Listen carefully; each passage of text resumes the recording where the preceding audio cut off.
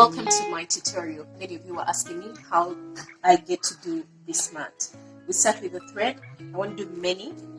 Don't fold it too many times because it will give you an even thread, and yet you need it to be even. Cut in half. The thread that you get, make sure that you fold it. I like using the bigger end of the needle. Take it through the net, pull it out, and then tie a knot. Get another, fold it, put it through. See, as easy as that. This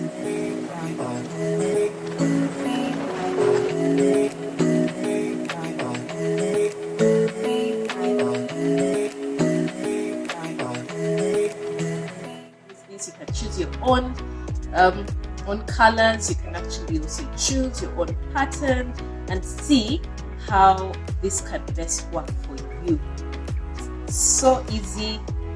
If you like to be a crafty person, if you're a crafty person, this is something that can relax you, can make you some money, and well, it can also beautify your home or your space. If you want my help, just inbox me or just get in touch with me, and we shall see how I can help you get this done.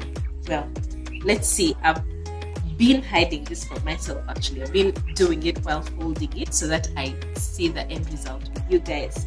So let's see if it's perfect. I hope you like it. I hope I helped you.